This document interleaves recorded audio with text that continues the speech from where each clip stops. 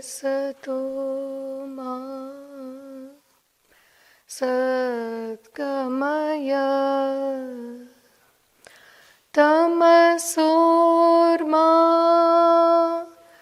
Jyotirgamaya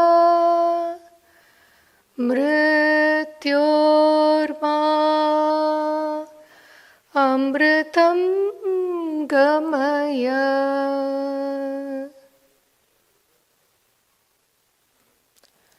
May your love and grace lead us to truth, lead us to light, and lead us to divine eternity. I offer my love and gratitude to my most beloved Bhagawan. I offer my love and gratitude to the sweet Lord who resides in all your hearts. Sairam, everybody. I always say that there are a couple of special days in the Sathya Sai calendar, and Ishwarama Day is certainly one of them, because that's the first festival that I can remember celebrating as a Balvikas student in Chennai, where I grew up. So I was reflecting the topic that Sister Sureka had given. She said, Divine Mother Sai. And I was like, wow, where do we begin and unpack the Divine Mother Sai? I think the uniqueness of the Sathya Sai avatar,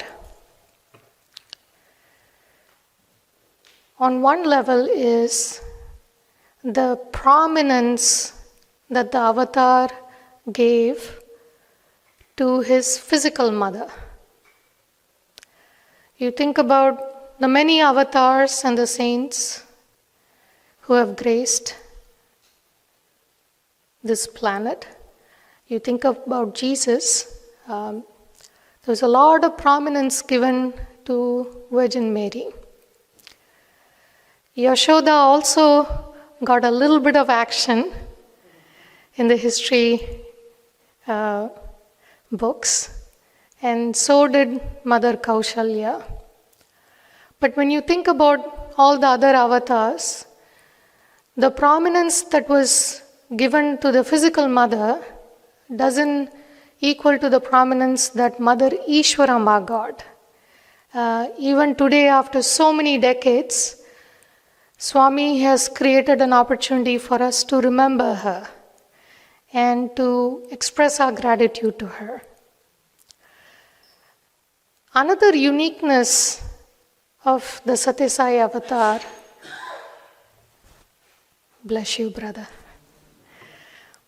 The other uniqueness of Sathya Sai avatar is that we can experience God as a mother. So as I was reflecting, 4 moments came to mind. Well, those are long moments, I would say. And as I was writing the points down this morning in front of the altar, the words that came up was blue sky, a purple sari, a clove box, and the ultimate question. The first time I visited Prashantinilayam, I was 10 years old. Swami used to visit Chennai every year. So there was not much of an opportunity to go to Prashantinilayam till I was in middle school. And I remember this was the pre-Kulwant Hall days. I think some of you might have visited Puttaparthi during those days, where the sky is the roof. And there was this beautiful mandir, You still see the mandir now, but it's a little bit different, at least in its perspective that you have if you're seated on the darshan grounds. And the compound was much smaller, and in the periphery you would have these arches, places where you could sit in the shade, and there was sand instead of the cement flooring that we have now. So the first time I was in Parthi, I think the thing that struck me the most was the divine silence. It was so charged with good energy and vibration that you could literally feel your mind calm down. Very similar to what we experience here when we are all quiet. And we are seated here, we feel that peace in our hearts. So this is also prashanti. And there was this gentle breeze. It was the first darshan in the morning. The sun was coming out. This was October. So we usually joke in India there are only 3 seasons. You have hot, hotter, and hottest. So this was the hot season in October. And there was a gentle breeze, and I was just soaking it all in. And Swami came out of the mandir, and he started walking. And this was a very different darshan from what I used to experience back in Chennai. You could literally see the footprints on the sand. And somehow when Swami finished his round, those days we would not have darshan music when Swami was giving darshan. It was just the nature that would provide the instrumental background with the pigeons chirping. This desire crept into my heart. And unknowingly, I just had this pop up, Swami, I want to be close to you. Because here I was, a little girl, seated all the way in the back. We were like 10 lines deep. And I was thinking, you're far away from me. I want to be physically a little bit closer to you. And that could happen, that desire could arise because that atmosphere helped to facilitate that desire to spring up in your heart. And it was a blue sky at that time. Several years later, when I joined the Sri Sathya Sai Institute of Higher Learning, for our first darshan, the students were allowed to sit on the sand away from the devotees because students would get a special seating area. And it was a morning, and we were eagerly waiting, and there was the Vedams being chanted. You could smell the incense, and then the interview door opened. You could hear the click, and when Swami stepped out, I was physically a lot closer under the blue sky, but another desire propped up in my heart. And I said, Swami, I want to be even more close to you. You know, that's what God does when He comes in the form. He draws you to Him. It is like a strong magnet. It's hard to resist. And the reason why it is so hard to resist is because the love is so pure and so unconditional. The purple sari happened several years later than that. The students were serving. We had volunteer duties. And this was in Brindavan, which was Swami's summer home. So they used to joke and say that, Prashanti Nilayam was the office, Brindavan was the home, and Kodaikanal was the playground. So you would get a different flavor of Swami in each of these locations.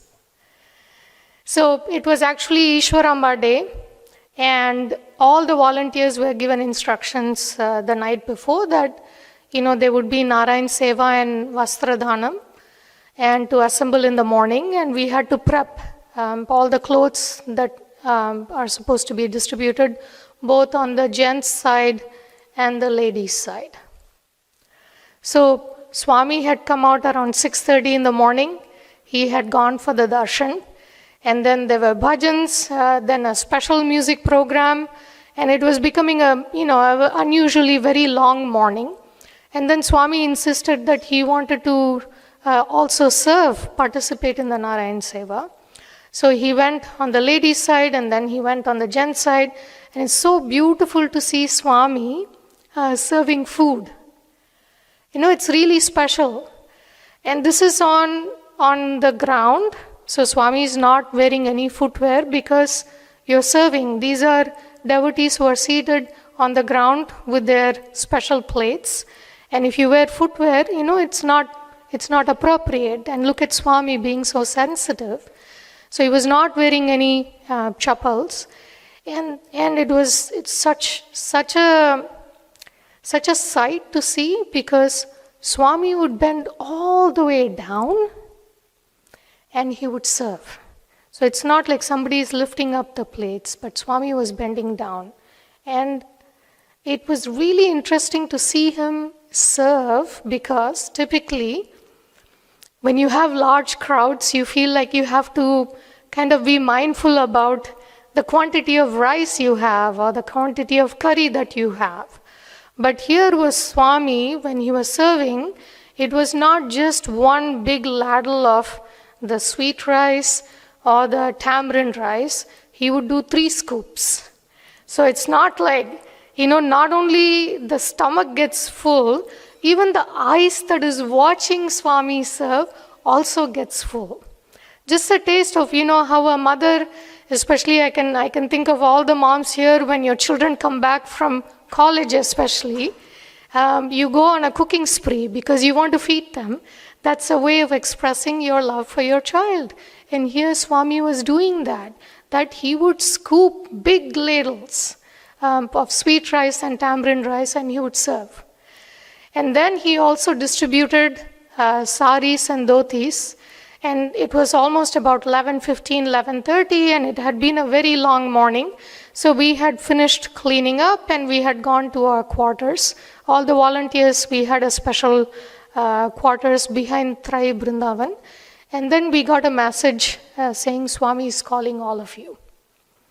So then we rushed because we didn't know why Swami was calling us. Then he made all the students, the girl students, sit down in a line. And then he started giving us Pad Namaskar and distributing saris. And when he was distributing the saris, it was interesting because usually, we tend to be picky about the color that we want. I think this side of the audience can relate to it. And here Swami was making sure we all got different colors. And I do like purple a lot, so I got a purple sari from Swami. And then once he had finished distributing to all the girls, then he looked at all of us and with almost a hesitation, like he's not sure, he asked, "You all like?" And then we said, "Yes, Swami." But when you reflect on it, this was actually the year of Swami's 70th birthday. And you think on a human level, here is a 70-year-old human being who is still remembering his mother and expressing his gratitude to his mother, who was not only the first recipient of God's grace, but was also God's first instrument. Like Sister Sureka mentioned, because of Mother Ishwaramba, I was able to study in his university. Because of Mother Ishwaramba, not only districts in and around Puttaparthi, even Chennai was given free drinking water by Bhagawan. And think about all those devotees and patients, needy people who could not afford to go to hospital for just regular OB care, who could not afford to go to a hospital for specialty care like cardiac surgeries. They all benefited because of the simple prayer that Mother Ishwarama had. And here is Swami demonstrating the importance of respecting and honoring our own mothers. The third story also happened in Brindavan. Some of you may have visited Brindavan, or you might have seen pictures or videos. It's a beautiful building in the shape of a lotus. And the structure itself is in the multiples of 9. Like you look at the petals, number of pillars, everything is in the multiples of 9 because Swami has said it's a divine number. And the Tri Brindavan is surrounded by, there's a small pond around it, and there are beautiful lawns. And Swami used to have lots of animals as well, birds and animals inside Tri Brindavan. So when we used to do volunteer work, after darshan in the evenings, Swami would call all the students, staff, and volunteers to come inside Tri Brindavan, and he would have a satsang. Just like, the family gathers, right, in the evening after dinner to chit-chat. So we would have satsang. So it so happened that this particular time when I was volunteering in Brindavan, Swami had to make a quick trip to Bombay. So Swami was leaving in the morning after morning darshan, and he gave permission for all of us to assemble to say bye to Swami. It was really sweet because all the ladies, we were on one side, gents on the other side, and Swami would come through the walkway. And a lot of ladies were doing aarti, and he was blessing everybody, and he was taking letters. And then he was also joking, saying that just because I'm gone, don't misbehave, be good. And he was just chit-chatting with everybody, and he was saying, I'll be back in 5 days. And I was probably, 5, again, not in the first or the second line, but 4th or 5th line. And I saw that there was this little girl who was sitting in the first row, and she had something in her hand, and she kept looking at it. And I could not, figure out what exactly she had, but we know who she was. She's, daughter of one of the devotees who would be there. Her name is Sri Mai. So I knew Sri Mai had something in her hand, but I didn't know what it was. And I was just looking, and she would look at Swami, she would look at her hand.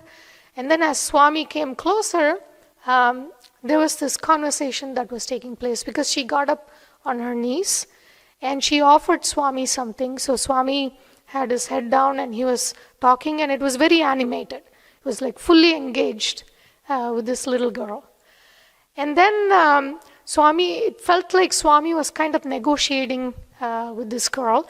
She was probably 8 or 9 years old. And then reluctantly the girl nodded her head like, okay, if you want. This is all from the back view, right? So I can see Swami, I can see the back of this girl's head. So then Swami said, I heard Swami say, I'll give it back to you when I come back. So then Swami then went inside the car and he left. And then we all stood up, we saw this girl's face and she was not happy. So then one of the sisters who were closer to her, she told us a story later saying that she had a clove box, because Swami would take cloves from devotees. So we also call it lavang. And she had the clove box, and Swami said he forgot his clove box. If he could take her box, because he needed some. So then the girl reluctantly parted with it.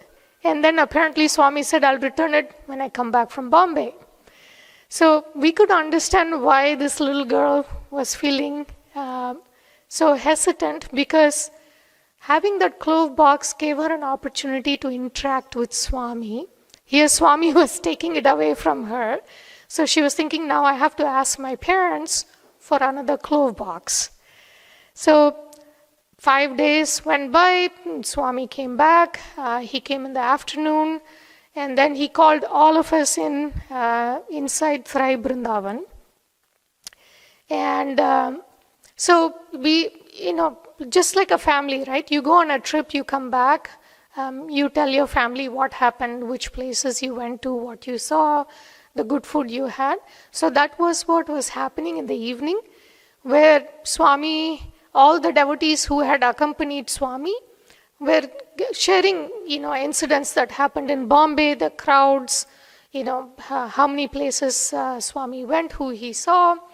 Everything was over, and we all felt, very happy to get a first-hand report of Swami's trip to Bombay. And then Swami retired for the day.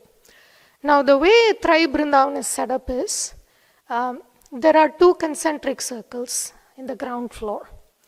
So, on the outer concentric circle, you have a jhula for Swami, there's an interview room, there's a big hall where usually the brothers and, uncles and staff would sit along with Swami. And then in the inner concentric circle, that's a big hall that would lead to the kitchens, and that will also lead to the stairs where Swami will go to the first floor. So the ladies would sit in that area. So we couldn't see Swami on the jhula, but when Swami is leaving and when he's taking the stairs, when he goes up to the first floor, we can see him till he enters inside his room and locks the door. And there's always silence. So you could hear the rustle of his robes. You could also hear when Swami latches the door. That's how much, that divine silence, you literally hear God. So Swami had gone up, and the door didn't close, because you can see from the ground floor if the door is closed or not. It was still a little bit open. So until the door closes, we can't leave.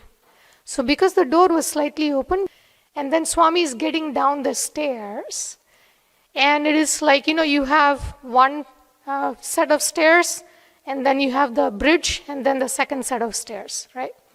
So Swami is waiting there, and he's saying, Srimai, Srimai. And where we are standing, we can only see below Swami's knee, so just the robe. We can't see anything else. But we can hear Swami call out this girl's name. So we are all turning around, looking eagerly, where is this girl, Srimai? So we grab her and we push her forward, and she's very nervous. She's so young, not like the little one who just walked up front. She's bold. But Srimai was very nervous. She didn't want to go to Swami, and we kept pushing her. And then she went very reluctantly, she went up the stairs. And now we can't see what's going on because there's a wall. But we can't even hear it because Swami speaks so softly. But we can just hear mumbling. Something is happening between Swami and Srimai, something is going on. And then she's walking back down, and then Swami is going up. So we are trying to focus on Swami again, and we can see the hair. Swami goes inside, we hear the latch, and then we look down, and we see Srimai with the biggest smile on her face. She got her clove box back. 5 days. It was with Swami, keeping promises, that when he promises to take care of you, that is a promise he will keep. You do not have to question it. You don't even have to remind him that he has to take care of you. That's a promise he has given. Not once, not twice, several times he has promised that he will take care of you, and not only you, but generations that will come even after you. He has promised to take care of you. But He does keep His promises. We have to remind ourselves. We don't have to remind Him. The ultimate question. Back to Puttaparthi. This was a family trip that we had taken. I was still probably in middle school at that time. And Swami had called our family inside the interview room. And we were seated around Swami, and at that time I can connect, I can relate to Srimai a little bit more than the little girl who walked up front, because I used to be very afraid of Swami. Because I think for whatever reason, when we are children, we are always told to be afraid of God. Very rarely we are told that we should love God. Moms will always say, if you do something, God is watching you. So this is ingrained in our psyche that God is some sort of a policeman, and He's watching you and He's going to catch you. The first time you make a mistake, even the last time you make a mistake, He's constantly watching you and He's going to pick on it. So you have this fear of God. So I used to be very, very afraid of Swami. So I was sitting all the way in the back of the room, not in the front of the room. Because I was thinking every single transgression is going to come out in the open, and it's going to be a huge laundry list, and I wanted to fly under the radar. So my brother was sitting in the front, and Swami was speaking with my parents, and then suddenly he turned to my brother, and with a very mischievous look, he pointed to my mom and he asked my brother, "Who is she?" So I was thinking, really? All of us, you called us inside and you're asking, who is she? So my brother, very sweetly, he said, "Swami, she's my mother." And then he said, "Who is she to your father?" And then my brother said, "Wife, Swami." And then the questioning continued. He said, "Who is she to your grandfather?" And my brother said, "Daughter-in-law, Swami." And then Swami said, "Who is she to your uncle?" And my brother is now thinking, is this some sort of a quiz that's going on, on relationships? And he said, "Sister-in-law, Swami." And then Swami asked the ultimate question to my brother, who was only 16 at that time, which was, "Who is she to your wife?" And then my brother was like, "What?" He's only 16. He's marriage is far away from his mind. And he knew better. He just kept quiet. He didn't want to say anything. So then Swami volunteered the answer and he said, "Mother-in-law, right?" And then Swami very sweetly said, "See, she's a mother to you,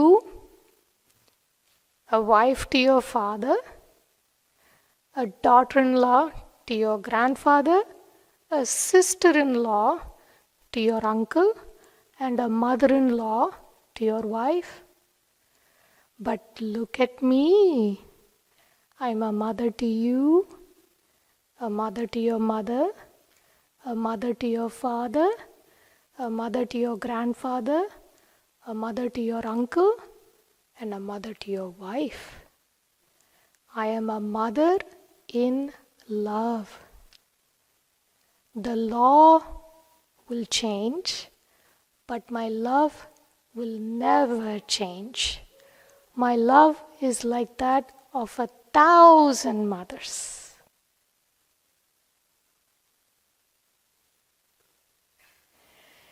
And this is not only, this is for all of us. This is for all of us, that He's the divine mother. And truly, His love is like that of 1,000 mothers. And His love will never change.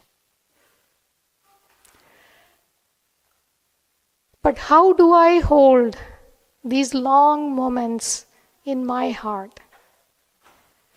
When I think of the blue sky, I think of Swami. And I think of that desire to be near to Him and to be dear to Him. Not only to be near to Him and dear to Him, but to love Him with all my heart. And that even my love should be as expansive, as deep as the blue sky. Because it's a joy to love God.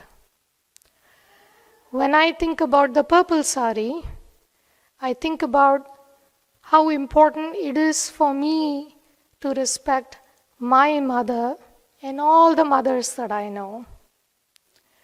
Swami had once in his discourse had said, when I was a Group 2 Balvikas student, he said it is important for all children to take blessings from their parents every day.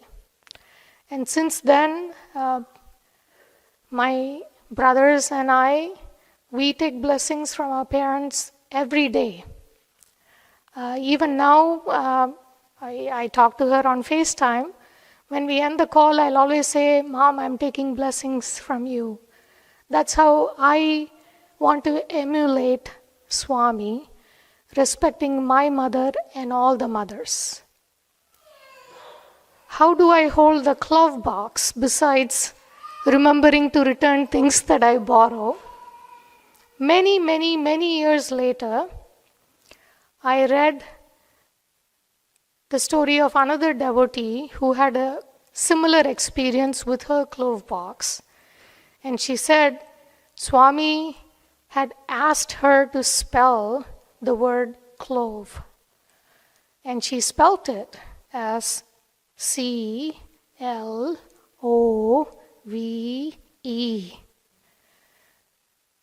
So the way I want to practice that moment is to always see love everywhere in everybody. And how do I hold the ultimate question, which is for us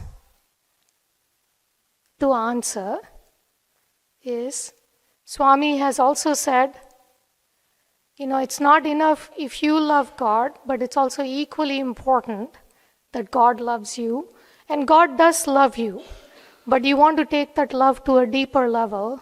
So the ultimate question I ask myself is every day my the thoughts that I have, the words that I speak, the actions that I engage in, will that please Him? Will that make Him happy? Will that make Him proud of me? I'm offering my prayers to Swami that all our hearts is filled with His love today and every day of our lives. Thank you, Sai Ram.